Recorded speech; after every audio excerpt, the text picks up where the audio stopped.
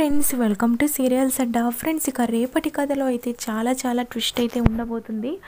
ఇక అందరి ముందు ఇక ఆదిత్యని అలాగే ఆనందిని అవమానించిన జీవన ఇక కోపంగా అక్కడి నుంచి వెళ్ళిపోయిన ఆదిత్య.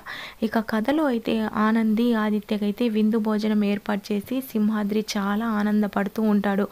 అలాగే జ్యోతి అలాగే సూర్య వాళ్ళ కోసం బట్టలు కూడా తీసుకొచ్చి రెడీగా పెట్టుంటారు వాళ్ళకి ఇవ్వడానికి. ఇదంతా చూసిన ఇక యామిని అలాగే జీవన వల్ల పెద్దమ్మ జీవనకు అన్నీ ఎక్కించి చెప్తారు. నువ్వేమో సైలెంట్గా ఉన్నావు, చూడు ఇప్పుడు వాళ్ళు ఎంత ఆనందంగా ఉన్నారు అని అంటుండడంతో వాళ్ళ ఆనందాన్ని ఎలా చెడగొడతానో చూడు గ్రాని, జరిగినవన్నీ గుర్తు చేసి ఆ ఆదిత్య గారిని ఇక్కడి నుంచి వెళ్ళేలా చేస్తానని చెప్తుంది. దాంతో అదే కనుక నువ్వు చేస్తే మనం సక్సెస్ అయినట్టే అని ఆమెని చెప్తూ ఉంటుంది. ఇక జీవన చాలా కోపంగా సింహాద్రి వాళ్ళ ఇంటి దగ్గరికి వెళ్తుంది. ఇక వీళ్ళందరూ నవ్వుకుంటూ తింటూ ఉంటారు. ఇక ఆనంది కూడా ఆదిత్య తనను అర్థం చేసుకొని తీసుకొచ్చినందుకు చాలా హ్యాపీగా అయితే ఫీల్ అవుతూ ఉంటుంది. ఇక అంతలోని జీవన ఆహాహా ఏం నవ్వుకుంటున్నారు, ఏం సంతోషపడుతున్నారు అని చెప్పడంతో సింహాద్రి అమ్మ జీవనమ్మ రామ్మ నువ్వు కానీ భోజనం చేద్దు కానీ అని అంటుండడంతో మీ భోజనం కోసం నేను ఇక్కడికి రాలేదు, అయినా సిగ్గు లేకుండా ఎలా తింటున్నాడో ఈ ఆదిత్య అని అంటుంది. దాంతో ఆనంది జీవన అని అంటుండడంతో ఏంటి మరి అయినా జరిగినవన్నీ మర్చిపోయాడా నీ భర్త?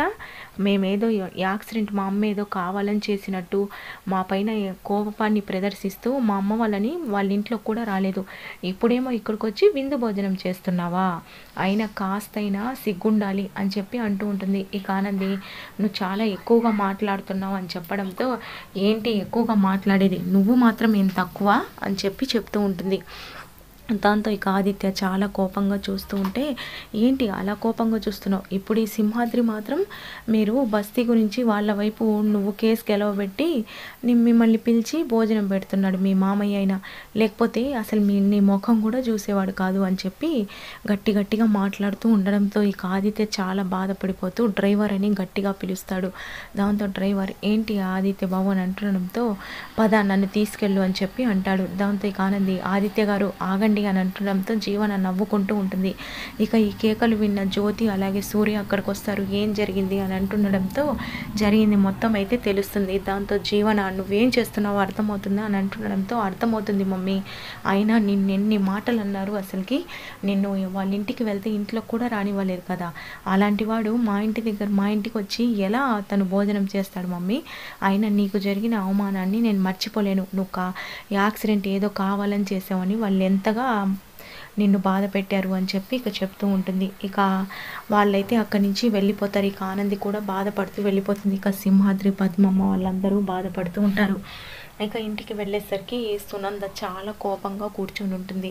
ఇక దాంతో ఆనంది భయపడుతూ లోపలికైతే వస్తుంది. ఇక ఆదిత్య మాత్రం చాలా కోపంగా లోపలికి వెళ్ళిపోతాడు. ఇక సునంద అలా కోపంగా ఉండడం చూసి ఆనంది ఇప్పుడు అత్తయ్య గారు ఏమంటారు అని చెప్పి భయపడుతూ ఉంటుంది. ఇక మెల్లగా లోపలికి వెళ్తూ ఉంటే ఆగు ఆనంది మీరు ఎక్కడికి వెళ్ళొస్తున్నారని చెప్పి అంటుంది. దాంతో అది అత్తయ్య గారు అని చెప్పి జరిగింది మొత్తం చెప్పడంతో నన్ను అడగకుండా ఆదిత్య తీసుకెళ్తే నువ్వు వెళ్తావా, అయినా వెళ్ళినందుకు నా కొడుకు ఏమన్నా అక్కడ మర్యాద దక్కిందా అని చెప్పి చెప్తుంది. దాంతో అత్తయ్య గారు అని అంటుండడంతో నాకెలా తెలిసిందని అనుకుంటున్నావా, నాకు అన్ని విషయాలు తెలుస్తాయి, డ్రైవర్ నాకు ఎప్పుడూ ఫోన్ చేసి చెప్పాడు అక్కడ జరిగిన గొడవ మొత్తం, అయినా ఎందుకు నా కొడుకుని అవమానించడానికి తీసుకెళ్ళిందని చెప్పి ఆనంది నానా మాటలు అంటుంటే అదేం లేదు అత్తయ్య గారు అని అంటుండడంతో మీ జ్యోతమ్మ చాలా మంచిది అది ఇది అని అంటావు కదా, తన కూతురు అలా మాట్లాడుతూ ఉంటే మీ జ్యోతమ్మ ఎందుకు ఆపలేదు అని అంటుండడంతో జ్యోతమ్మకు నిజంగా తెలియదు అత్తయ్య గారు అని అంటుంది. ఆపు ఇక నాటకాలు, కావాలని నా కొడుకుని భోజనానికి పిలిచినట్టు పిలిచి అనిస్తారా, నా కొడుకు మాత్రం మీ బస్తీల వాళ్ళ గురించి అందరి గురించి ఆలోచిస్తాడు, వాళ్ళకి ఇల్లులు కట్టిమని చెప్పి మనకెంతో ఉందని చెప్పాడు, కానీ వాళ్ళ బుద్ధులు మాత్రం అవి, అయినా మీ నానేం తక్కువ ఎంత చేశాడు అని చెప్పి ఇక చాలా కోపంగా మాట్లాడుతుంటే ఇక ఆనంది ఎంత నచ్చ చెప్పడానికి చూసినా ఇక సునంద అయితే వినదు. దాంతో ఇక ఆనంది చాలా బాధపడుతూ గదిలోకి వెళ్తుంది. ఇక ఆదిత్య గారు అని అంటుండడంతో నన్ను డిస్టర్బ్ చేయద్దు ఆనంది అని చెప్పి ఇక ఆదిత్య కూడా కోపంగా అటు పక్కకైతే తిరిగి పడుకుంటాడు. ఇక ఆనంది ఏడుస్తూ ఏంటి శివయ్య ఇలా చేసామని చెప్పి బాధపడుతూ ఉంటుంది. ఫ్రెండ్స్ ప్లీజ్ మీకు కనుక ఈ వీడియో నచ్చితే లైక్ చేయండి. Thank you for watching.